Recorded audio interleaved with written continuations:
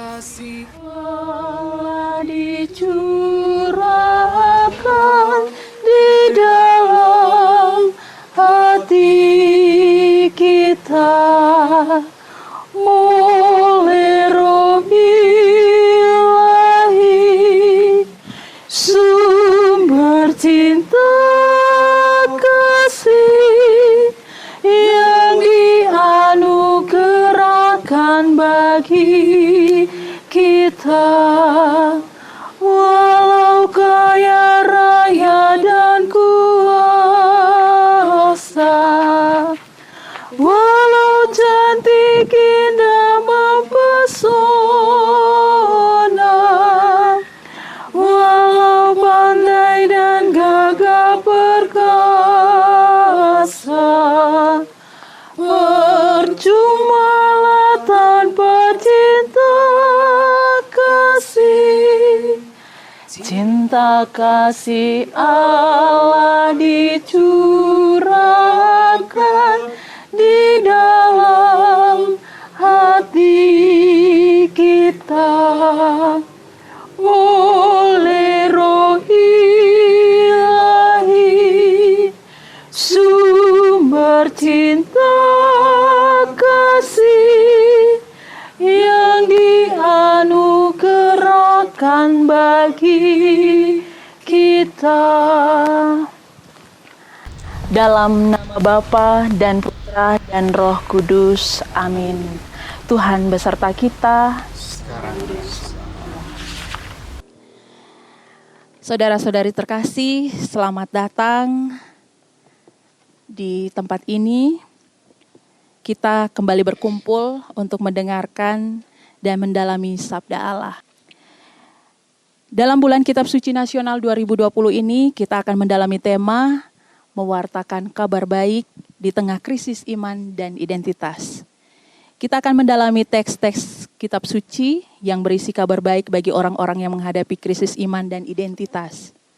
Dalam kabar baik ini, kita akan melihat kebenaran mengenai Allah yang kita imani dan memahami identitas kita di hadapan Allah. Dengan pemahaman ini, kita dapat menolong saudara-saudara kita yang sedang mengalami krisis iman dan identitas sebagai orang Katolik. Dalam pertemuan satu ini, kita akan mendalami 1 Yohanes bab 4 ayat 7 sampai dengan 21 yang menegaskan bahwa Allah adalah kasih. Marilah kita siapkan hati kita untuk mendengarkan sabda Allah. Marilah berdoa. Allah Bapa yang Maha Pengasih, puji dan syukur kami haturkan kepadamu karena segala berkat-Mu, terutama karena Engkau telah mengasihi kami. Kami hendak mendengarkan sabda-Mu yang mengajak kami untuk melihat Dikau sebagai kasih. Kami mohon, utuslah Roh Kudus-Mu untuk membantu kami memahami sabda-Mu. Dan berikanlah kami kesanggupan untuk mengasihi Dikau dan sesama di dalam kehidupan kami setiap hari. Demi Kristus Tuhan dan pengantara kami. Amin. Bacaan diambil dari surat pertama Rasul Yohanes bab 4 ayat 7 sampai 21. Allah adalah kasih. Saudara-saudaraku yang terkasih, marilah kita saling mengasihi, sebab kasih itu berasal dari Allah, dan setiap orang yang mengasihi lahir dari Allah dan mengenal Allah. Barang siapa tidak mengasihi, ia tidak mengenal Allah, sebab Allah adalah kasih. Dalam hal inilah kasih Allah dinyatakan di tengah-tengah kita, yaitu bahwa Allah telah mengutus anaknya yang tunggal ke dalam dunia, supaya kita hidup olehnya. Inilah kasih itu, bukan kita yang telah mengasihi Allah, tetapi Allah yang telah mengasihi kita, dan yang telah mengutus anaknya sebagai pendamaian bagi dosa-dosa kita. Saudara-saudaraku yang terkasih, jikalau Allah sedemikian mengasihi kita, maka haruslah kita juga saling mengasihi. Tidak ada seorang pun yang pernah melihat Allah. Jika kita saling mengasihi, Allah tetap di dalam kita dan kasih-Nya sempurna di dalam kita. Demikianlah kita ketahui bahwa kita tetap berada di dalam Allah dan Dia di dalam kita. Ia telah mengaruniakan kita mendapat bagian dalam roh-Nya. Dan kami telah melihat dan bersaksi bahwa Bapa telah mengutus anak-Nya menjadi juru selamat dunia. Barang siapa mengaku bahwa Yesus adalah anak Allah, Allah tetap berada di dalam dia dan dia di dalam Allah. Kita telah mengenal dan telah percaya akan kasih Allah kepada kita. Allah adalah kasih, dan barang siapa tetap berada di dalam kasih, ia tetap berada di dalam Allah dan Allah di dalam dia.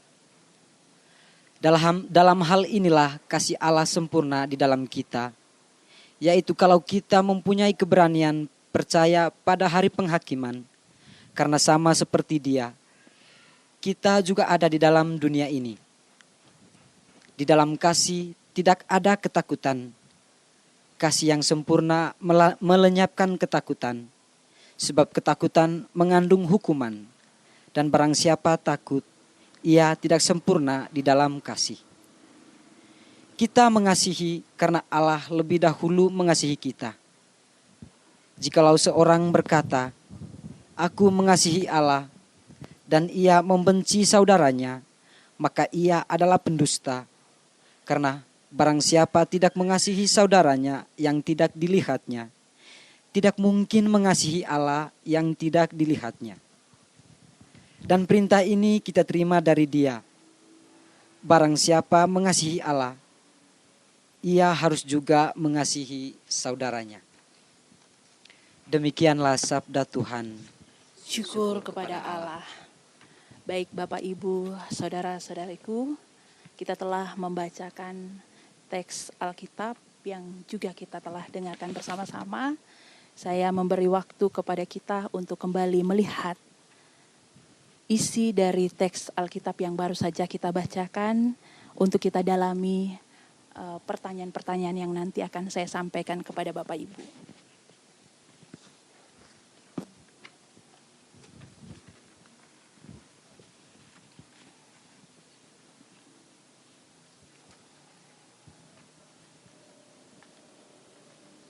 Baik, untuk mendalami teks ini kita akan dipandu dengan beberapa pertanyaan-pertanyaan. Yang pertama, siapakah Allah yang diperkenalkan dalam perikop ini? Mungkin ada yang bisa berbagi dengan kita hari ini. Baik, silakan Pak Roman. Terima kasih Ibu Metik. Terkait dengan pertanyaan pertama tadi itu, siapakah Allah? Jadi Allah adalah kasih.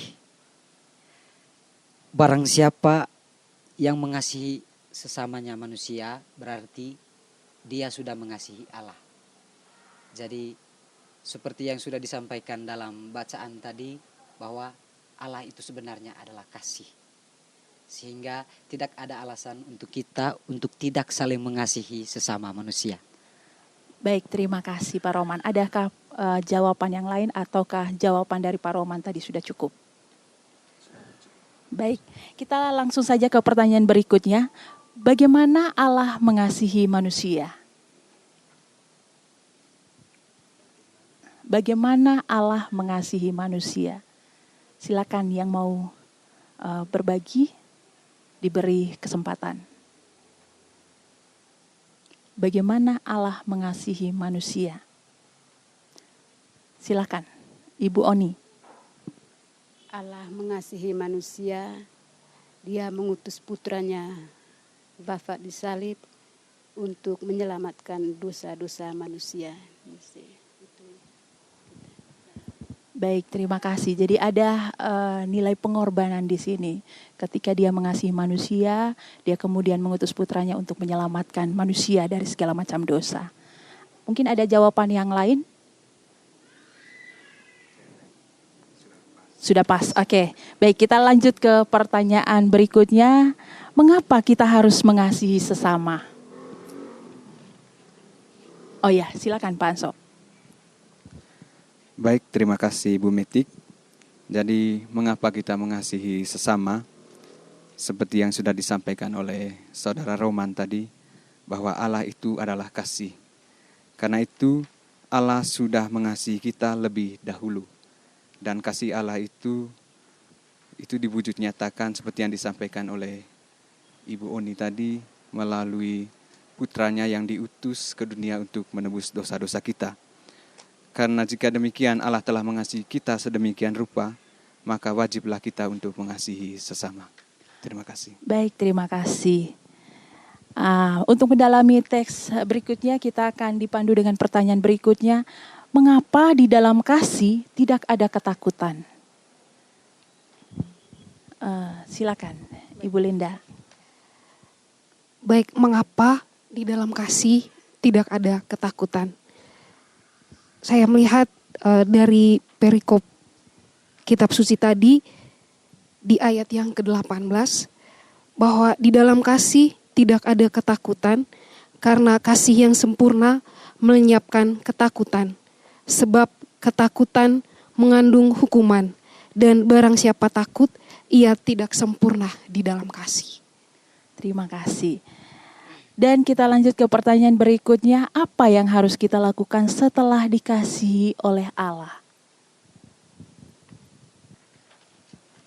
Silakan. Baik, saya juga mengutip dari kitab suci tadi dari ayat yang ke-21. Di sini tertulis bahwa dan perintah ini kita terima dari Dia. Barang siapa mengasihi Allah, ia harus juga mengasihi saudaranya. Jadi Allah seperti yang dijelaskan tadi oleh Saudara Anso bahwa Allah pertama kali mengasihi kita. Jadi sudah sepantasnya kita mengasihi sesama dan juga orang-orang yang ada di sekitar kita. Dari semua jawaban yang sudah disampaikan oleh Bapak Ibu, saudara-saudari, saya akan memberikan penegasan bahwa perikop ini menyatakan bahwa Allah adalah kasih. Tadi sudah dijelaskan. Dan pernyataan ini bukanlah definisi tentang Allah, melainkan deskripsi tentang Allah. Allah tidak hanya mengasihi atau memiliki kasih, tetapi ia sendiri adalah kasih. Yohanes tidak sekedar menyatakan bahwa Allah mengasihi, karena mengasihi bukanlah salah satu perbuatan dari perbuatan-perbuatan yang dilakukan Allah. Segala aktivitas Allah adalah laku kasih, dan ia menyatakan diri dalam kasih kepada manusia. Allah menghendaki manusia berbahagia bersama Dia di surga selamanya. Di sana manusia akan hidup dalam persekutuan kasih yang sempurna dengan Allah. Tetapi dosa menghalangi manusia untuk bersatu dengan Allah. Dosa membuat kita tidak layak untuk bersatu dengan Allah yang kudus di dalam kehidupan surgawi. Terdorong oleh kasih-Nya kepada manusia, Allah mengutus putranya untuk menyelamatkan manusia dari kekuasaan dosa. Di kayu salib, Yesus Kristus, anak Allah, mempersembahkan dirinya untuk menghapus dosa kita manusia. Setelah dosa dihapus oleh kurban Kristus, manusia dipandang layak untuk tinggal dalam kebahagiaan abadi di surga. Dasar dari ajakan untuk saling mengasihi ini adalah identitas Allah yang diimaninya. Allah adalah kasih. Kasih sejati lahir dari iman akan Kristus yang diutus oleh Allah Bapa untuk menyelamatkan manusia. Iman itulah yang mendorong orang untuk mengasihi orang lain. Kita mengasihi karena Allah lebih dahulu mengasihi kita. Hanya mereka yang telah mengalami kasih Allah secara nyata dapat membagikan kasih itu kepada sesamanya. Kasih Allah akan menjadi sempurna di dalam diri kita kalau kita mempunyai keberanian untuk percaya pada hari penghakiman. Kalau memang kita sudah merasa dikasihi oleh Allah dan telah mengasihi sesama dalam kehidupan kita, kita tidak takut untuk menghadap pengadilan Allah. Kita siap untuk dinilai oleh Allah, karena semua yang dilakukannya di dunia dilakukan karena ia mengasihi Allah. Pertemuan dengan Allah dalam penghakiman itu tidak membuatnya takut, karena pada saat itulah Allah akan menyatakan bahwa Dia adalah orang yang benar di hadapannya. Orang takut menghadapi pengadilan Allah bila ia tidak mengasihi Allah yang berkuasa untuk menjatuhkan hukuman kepadanya. Allah tidak menunggu kita mengasihi dirinya dan baru kemudian ia mau mengasihi kita. Kasih Allah kepada kita sama sekali bukan balasan atau imbalan atas kasih kita kepadanya. Tetapi kasih kita merupakan tanggapan atas kasih Allah yang tak terbatas dan abadi. Tanggapan ini hanya mungkin diberikan bila kita mengerti bahwa Allah telah mengasihi kita dan Allah telah mengasihi kita dengan kasih yang sedemikian besar. Kita mengasihi sesama karena Allah sudah lebih dahulu mengasihi kita. Jika orang mengatakan bahwa ia mengasihi Allah tetapi membenci saudaranya, ia berdusta karena tidak mungkin mencintai Allah yang tidak kelihatan tanpa mencintai sesama yang kelihatan. Siapa yang mengasihi Allah, ia juga harus mengasihi saudaranya. Jadi itu adalah penjelasan singkat dari teks kitab suci yang baru saja kita dengarkan. Nah, sekarang kita akan melihat kira-kira pesan apa yang dapat diambil dari bacaan yang telah direnungkan. Mungkin ada yang bisa menjawab kira-kira hal-hal yang dapat membantu mengingat kasih Allah kepada kita melalui kematian Yesus di kayu salib itu apa saja? Silakan. Oke. Baik, terima kasih Ibu Metik. Mungkin salah satu hal yang dapat membantu kita untuk mengingat kasih Allah kepada kita melalui kematian Yesus di kayu salib, salah satunya itu melalui perayaan Ekaristi. Karena perayaan Ekaristi itu sendiri menurut saya adalah perayaan kasih, di mana di sana Yesus menyerahkan tubuh dan darahnya kepada manusia untuk menebus dosa manusia, dan itu adalah wujud kasih yang sangat besar. Baik, terima kasih Saudara Anso. Mungkin ada yang lain kira-kira hal-hal apa saja yang bisa membantu mengingat Allah kepada kita melalui kematian Yesus di kayu salib. Ibu Oni, silakan. Baik, hal-hal yang membantu kita mengingat kasih Allah itu lewat memandang salib untuk membantu mengingat kematian Yesus. Baik, terima kasih. Jadi dengan melihat salib, kita akhirnya mengingat bahwa Allah telah berkorban untuk menyelamatkan kita. Yang lain, silakan. Saudara Fian. Baik, terima kasih Bu Metik. Jadi saya kira di sini hal yang paling nyata dalam keseharian hidup kita, yaitu melihat saudara-saudara kita yang menderita. Bahkan di sini kalau kita lihat tidak hanya melihat, tapi paling tidak kita bisa merasakan apa yang dirasakan oleh saudara kita yang dimana pada saat ini misalnya kena sakit. Ya, oleh karena itu misalnya tergeraklah hati kita untuk melihat dan sekaligus membantu. Sebab itulah bagian yang perlu kita ambil dalam penderitaan Kristus itu sendiri.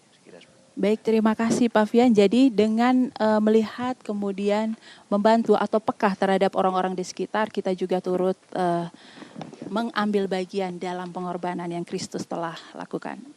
Saudara Linda, mungkin ada? Mungkin salah satu hal yang dapat membantu kita mengingat kasih Allah bagi kita melalui kematian Yesus di kayu salib itu melalui adorasi Ekaristi. Terima kasih, melalui adorasi Ekaristi. Saudara Roman? Baik, Ibu Metik. Jadi salah satu poin yang mengingatkan saya bahwa sungguh besar kasih Allah terhadap saya itu melalui ketika saya sedang mengalami kesulitan. Tentu kita tidak pernah meminta untuk setiap orang supaya harus membantu kita. Jadi ada saja orang yang datang untuk membantu kita. Jadi mungkin itu salah satu bentuk kasih Allah atau salah satu kegiatan yang mengingatkan saya bahwa sungguh besar kasih Allah terhadap saya. Jadi Allah tidak pernah meninggalkan kita sendirian di tengah kesulitan, di tengah badai, Allah tetap membantu kita. Terima kasih untuk jawaban-jawaban kita. Nah sekarang, tindakan yang dapat menunjukkan bahwa kita adalah orang yang dikasihi Allah, itu seperti apa? Saudara Baik, Anso? terima kasih Ibu Metik. Mungkin tindakan pertama yang mungkin bisa kita buat yaitu bahwa kita harus sadar dan benar-benar percaya bahwa Allah itu adalah kasih. Seperti yang sudah disampaikan dalam kitab suci tadi, bahwa Allah itu sudah mendahului mengasihi kita. Karena itu Allah itu adalah kasih yang besar tanpa batas dan tanpa akhir. Jadi kita harus mempunyai suatu kepercayaan bahwa Allah itu adalah kasih. Terima kasih. Terima kasih. Ibu Oni, silakan. Baik adalah tindakan yang dapat menunjukkan bahwa kita adalah orang yang dikasihi Allah itu, kita harus mengikuti perayaan Ekaristi, kita harus mengikuti ibadat jalan salib. Banyak sekali peristiwa-peristiwa yang bisa membuat kita tahu bahwa kita benar-benar dikasihi oleh Allah. Salah satunya tadi sudah disampaikan dengan mengikuti perayaan Ekaristi, doa rosario, dan lain sebagainya. Nah, mungkin ada yang lain. Silakan, Pak Fian. Baik, terima kasih Umetik. Jadi saya kira di sini yang berkaitan dengan sebuah tindakan. Tindakan ini kalau kita lihat adalah sebuah perlakuan yang perlu kita nyatakan dengan fisik yang dalam sebuah kegiatan. Ya, ada beberapa dalam perjalanan kehidupan ini, contohnya kami di Caritas itu dalam hal pendampingan kelompok. Ya, dalam hal pendampingan kelompok di sini bahwa salah satu visi misinya di sini bahwa bagaimana kita mau kembangkan dalam hal membantu yang orang-orang yang dalam hal ini betul-betul membutuhkan bantuan. Ya, lebih khususnya di sini itu biasanya ada kelompok rentan yang dimana di sini di sektor pertanian organik. Salah satu cara kita untuk memulihkan dari segi ekonominya mereka. Lalu yang lebih berat lagi yang pernah kita jalan di situ itu biasanya kelompok rentan, juga kelompok-kelompok yang kena musibah. Salah satu yang dilakukan dalam sebuah tindakan nyata di sini adalah bagaimana memulihkan kembali dari segi psikisnya mereka, dan ini sini sudah jelas bahwa iman, kepercayaan mereka juga di sini sedikitnya akan beban. Oleh karena itu dengan kehadiran pendampingan kelompok sini di sektor pertanian organik, dari segi psikis bisa sedikit demi sedikit mereka berubah. Lalu yang kedua itu sudah otomatis dari segi ekonomi sudah bisa meningkat. Karena kita tidak hanya memberikan teorinya, juga pendampingan di sektor pertanian organik ini untuk memulihkan dari segi psikis, lebih menguatkan iman dan kepercayaan mereka kepada kasih Allah itu sendiri. Terima kasih. Jadi, ya baik. Jadi terima kasih dengan terlibat dalam pendampingan kelompok rentan, baik itu peningkatan ekonomi, kemudian membantu orang-orang, itu sudah menunjukkan tindakan kita mengasihi Allah. Oke, baik. Selanjutnya, Saudara Linda, silakan. Baik, Ibu Metik, menurut saya tindakan yang dapat menunjukkan bahwa kita adalah orang yang dikasihi oleh Allah, kita terlibat dalam gerakan-gerakan ekologis, misalnya kita terlibat dalam kegiatan-kegiatan reboisasi, kemudian membersihkan lingkungan, atau mungkin juga kita bisa berangkat dari hal-hal yang sederhana yang sudah menjadi kebiasaan kita bahwa kita harus membuang sampah pada tempatnya. Jadi menjaga lingkungan sekitar kita agar tetap selaras dan seimbang dengan kita. Baik, terima kasih. Selanjutnya Saudara Roman mungkin ada yang ditambahkan. Terima kasih Bu Metik. Kalau menurut saya sebagai sebuah tindakan untuk menunjukkan bahwa kita adalah orang yang dikasihi Allah itu, kalau menurut saya itu keuskupan Rut yang sekarang itu banyak atau sering kita dengar ada kasus kekerasan terhadap anak khususnya. Jadi mungkin salah satu bentuk tindakan kami atau saya adalah mendampingi anak-anak tersebut, lebih khusus di wilayah-wilayah yang rentan dengan kasus kekerasan itu. Jadi selama ini kami juga atau saya mendampingi anak-anak khususnya di wilayah-wilayah yang rentan dengan kasus-kasus kekerasan itu. Terima kasih. Baik, terima kasih. Karena anak adalah bagian dari gereja, oleh karena itu patut kita berikan pendampingan sehingga terhindar dari segala macam bentuk kekerasan. Baik, sekarang contoh-contoh yang mengalami krisis iman, mungkin ada yang bisa kita sampaikan. Iya. Terima kasih Bu Metik. Jadi contoh-contoh ini orang yang mengalami krisis iman. Iya. Ya, mungkin yang marak terjadi sekarang ini khususnya di daerah kita, Manggarai Raya, itu seperti kasus bunuh diri. Jadi bunuh diri ini merupakan salah satu contoh orang mengalami krisis iman, di mana ia tidak bisa mengambil suatu keputusan yang tepat, tidak bisa memecahkan masalah yang ada di dalam dirinya, sehingga ia putus asa dan mengambil keputusan untuk bunuh diri. Jadi ini adalah salah satu contoh dari krisis iman. Baik, terima kasih. Mungkin ada lagi yang lain. Ibu Oni. Baik Ibu Metik, contoh-contoh orang yang mengalami krisis iman itu adalah kekerasan dalam rumah tangga. Kekerasan dalam rumah tangga itu terjadi karena dalam keluarga itu tidak saling mendengarkan. Bahkan yang sekarang itu orang bertengkar dalam keluarga itu diposting di media sosial. Itu yang membuat kita menjadi jauh dari kasih Allah. Baik, terima kasih. Mungkin ada lagi yang lain. Saudara Roman, mungkin? Baik, terima kasih Bu Metik. Jadi mungkin salah satu contoh berkaitan dengan orang yang mengalami krisis iman itu.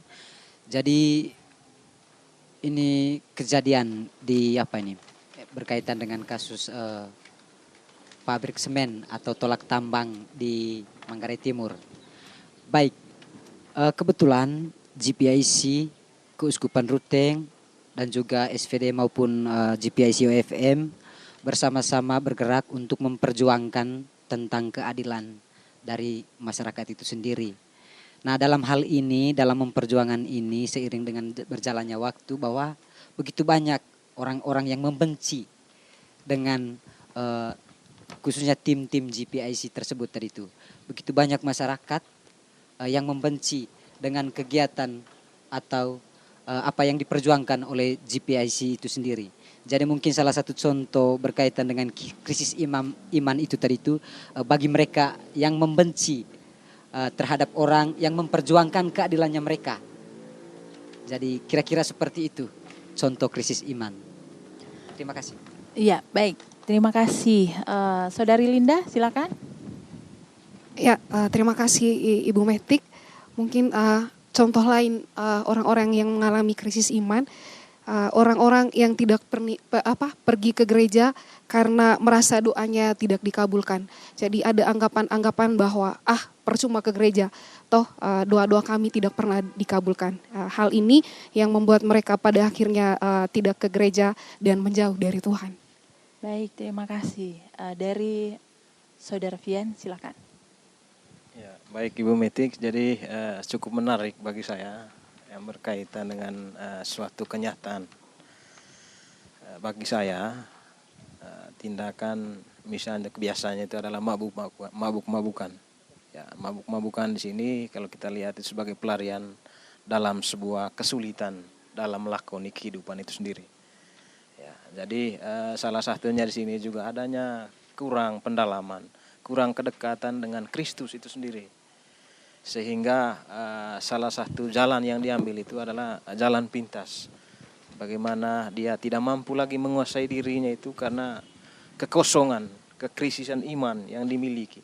Sehingga salah satu hal yang dilakukan sini adalah tindakan misalnya sering mabuk-mabukan. Sehingga untuk perjalanan kehidupan itu sudah tidak jelas. Saya kira seperti itu. Ya, jadi banyak sekali contoh-contoh ketika seseorang itu mengalami krisis iman. Tadi sudah disampaikan oleh saudara-saudari dan tentu saja masih banyak yang mungkin belum kita sampaikan pada saat ini. Nah, kita melanjutkan pertanyaan kita. Apa makna kasih Allah kepada manusia? Tadi sudah dijelaskan bahwa Allah adalah kasih. Dan sekarang kita melihat apa kira-kira makna kasih Allah kepada manusia. Kita mulai dari bagian kanan saya, dari Saudara Roman. Ya, silakan. Oke, baik, terima kasih Ibu Metik. Makna kasih Allah. Jadi sebetulnya kasih Allah itu tidak ada batas bagi manusia. Kemudian dia tidak mengenal untung dan ruginya. Bahwa ketika Allah mengasihi manusia, apa ruginya dan apa untungnya. Kemudian yang berikut, tidak menuntut balasan. Jadi sebetulnya Tuhan Allah tidak pernah meminta kepada manusia untuk kita mengasihi Allah. Tetapi Allah meminta agar kita cukup saling mengasihi sesama kita. Saling menolong di antara kita, saling melengkapi. Jadi itu sudah cukup bagi Allah sebetulnya. Tuhan Allah sudah sangat senang sekali ketika melihat manusia saling mengasihi. Berarti dia atau kita dengan membantu sesama atau mengasihi sesama, berarti kita sudah ada di dalam Allah. Dan Allah sudah ada di dalam kita. Terima kasih. Jadi dengan mengasihi sesama, otomatis juga kita menanggapi kasih Allah yang tak ada batasnya bagi kita. Terima kasih Saudara Roman. Nah, Saudara Anso, kira-kira apa makna kasih Allah kepada manusia? Baik, terima kasih Ibu Metik. Jadi menurut saya makna kasih Allah kepada manusia yaitu karena Allah memang benar-benar sangat mencintai dan mengasihi manusia. Besarnya cinta Allah kepada manusia itu diwujudkan atau melalui kehadiran Yesus di tengah dunia ini. Allah mengutus putranya untuk menebus dosa-dosa kita umat manusia. Seperti yang disampaikan oleh Saudara Roman tadi, bahwa kasih Allah itu tidak ada batasnya. Jadi dari situ kita bisa melihat bahwa Allah itu adalah kasih yang begitu besar, di mana Allah sangat mencintai dan mengasihi manusia. Terima kasih. Terima kasih. Saudari Oni, silakan. Baik Ibu Metik, makna kasih Allah kepada manusia itu, Allah tetap mencintai manusia meskipun manusia menolak atau meragukan kehadiran Allah itu dalam hidupnya setiap saat, setiap hari. Baik, terima kasih. Ada lagi? Silakan, Linda. Baik, Allah selalu menggunakan berbagai cara untuk menunjukkan cintanya kepada kita umat manusia. Sekalipun kita menjauh dari Allah, misalnya seperti tadi kita merasa doa kita dikabulkan sehingga kita tidak gereja, tetapi Allah tetap setia kepada kita. Jadi walaupun misalnya ketika kita mengalami krisis iman dan identitas, kemudian kita pergi menjauh dari Tuhan, Dia tetap mengasihi kita. Dan yang terakhir, Pak Fian mungkin bisa jelaskan? Baik, terima kasih Bu Metik. Makna Jadi kasih Allah. apa makna kasih Allah kepada manusia? Ya, mungkin salah satunya di sini Allah menghendaki manusia hidup bersamanya dalam surga. Ya, tentunya dalam hal ini dalam tanda kutip, bukan berbicara di sini yang sebenarnya. Ketika manusia itu sudah peralihan kehidupan dari dunia nyata dengan dunia yang telah ditentukan oleh Dia. Ya, memang kalau secara kasat mata dalam dunia ini hal itu kita tidak rasakan. Tetapi bagi kita manusia yang betul-betul percaya akan kehadiran Allah dalam dirinya masing-masing, tentu Dia mengetahui jawaban ini, yaitu akan bersemayam dalam surga. Saya kira seperti itu. Baik, terima kasih. Jadi pada saat penghakiman nanti ketika kita sudah melakukan apa saja yang sudah dikehendaki oleh Tuhan, otomatis kita tidak takut ya menuju ke penghakiman Allah. Baik, terima kasih untuk jawaban dari saudara-saudari. Nah sekarang pertanyaan yang terakhir, bagaimana menyampaikan pesan kasih Allah kepada orang yang mengalami krisis? Saya ulangi, bagaimana menyampaikan pesan kasih Allah kepada orang yang mengalami krisis. Tadi sudah dijelaskan tentang krisis iman, ada yang bunuh diri, ada KDRT, ada kehilangan harapan. Nah sekarang bagaimana kita menyampaikan pesan kasih Allah kepada orang yang mengalami krisis? Silakan. Baik Ibu Metik, pesan kasih Allah kepada orang yang mengalami krisis iman itu, salah satunya itu kita harus mendoakan mereka.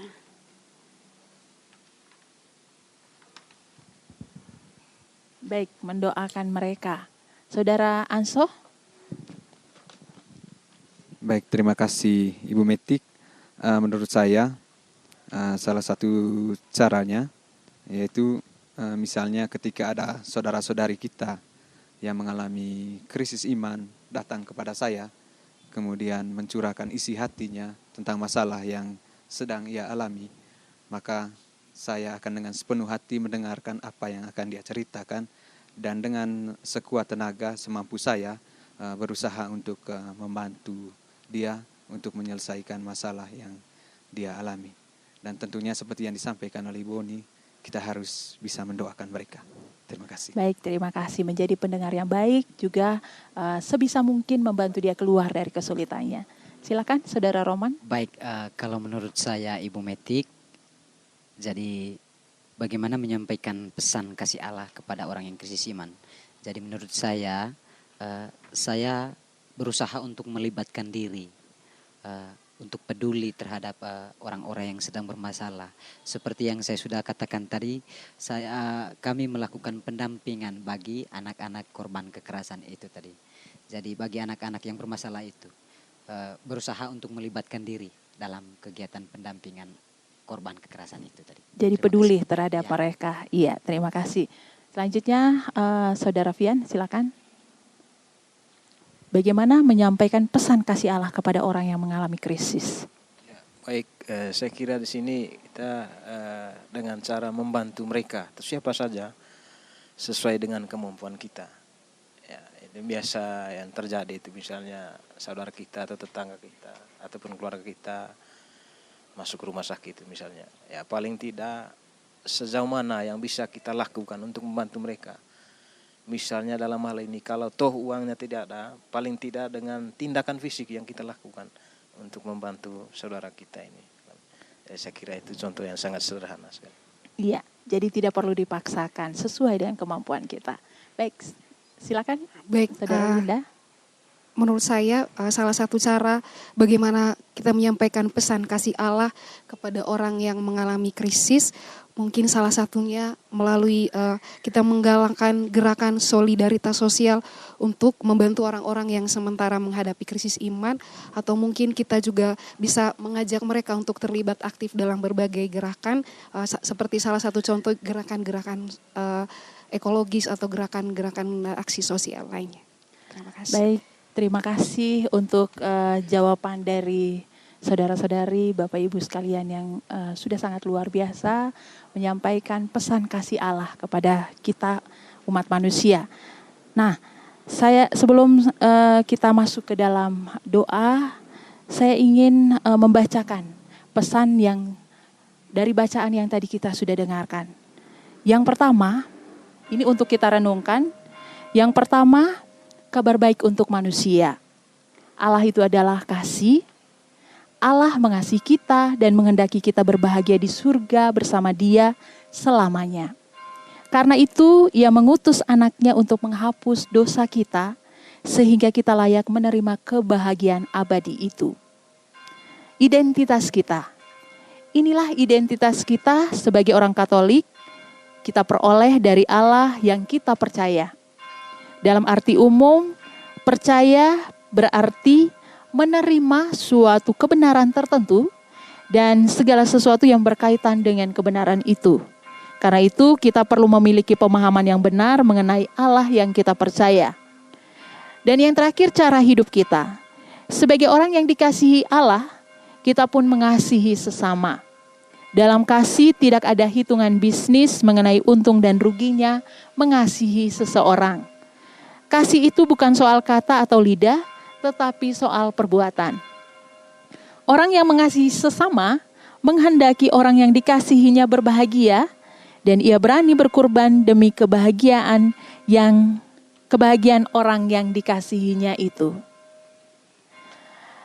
Nah, Bapak Ibu saudara-saudara sekalian, setelah mendengarkan pesan kasih Allah melalui sabda yang sudah kita dengarkan pada hari ini, Mari kita menanggapi sabda itu dengan doa, dan saya ajak kita untuk mempersiapkan doa kita di dalam hati, kemudian nanti dalam hati sebagai tanggapan atas sabda yang baru kita dengarkan. Doanya nanti bisa berupa pujian, syukur, permohonan, niat dan sebagainya yang bisa kita sampaikan saat ini. Dan mari kita hening sejenak.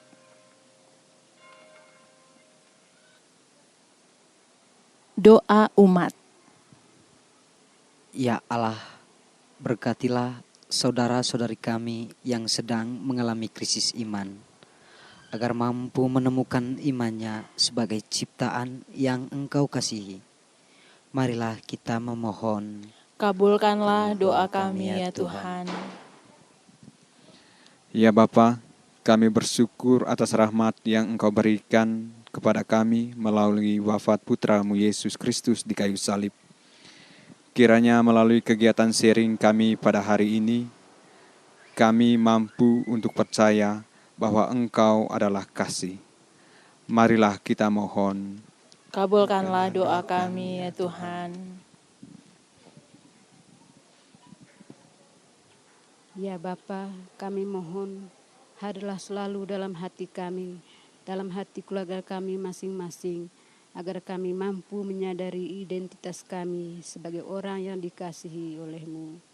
Marilah kita memohon. Kabulkanlah doa kami ya Tuhan. Ya Bapa, curahkanlah Roh Kudus-Mu ke dalam diri kami, agar kami mampu berbagi kasih dengan sesama yang menderita. Marilah kita memohon. Kabulkanlah doa kami ya Tuhan. Ya Bapa, bukalah mata hati kami untuk dapat melihat dengan penuh kasih saudara-saudara kami yang sedang mengalami krisis iman. Marilah kita mohon. Kabulkanlah doa kami ya Tuhan. Dan mari kita satukan seluruh doa dan permohonan kita, syukur kita dengan doa yang diajarkan oleh Kristus sendiri. Bapa kami yang ada di surga, dimuliakanlah nama-Mu. Datanglah kerajaan-Mu, jadilah kehendak-Mu di atas bumi seperti di dalam surga. Berilah kami rezeki pada hari ini, dan ampunilah kesalahan kami, seperti kami pun mengampuni yang bersalah kepada kami. Dan janganlah masukkan kami ke dalam pencobaan, tetapi bebaskanlah kami dari yang jahat. Amin. Mari kita tutup sharing kitab suci kita dengan menyanyikan lagu penutup. Andaikan aku lakukan yang luhur mulia, jika tanpa kasih cinta hampa tak berguna. Ajarilah kami bahasa cinta-Mu, agar kami dekat padamu ya Tuhanku. Ajarilah kami bahasa cinta-Mu, agar kami dekat padamu. Dimuliakanlah kiranya Tuhan kita Yesus Kristus sampai selama-lamanya.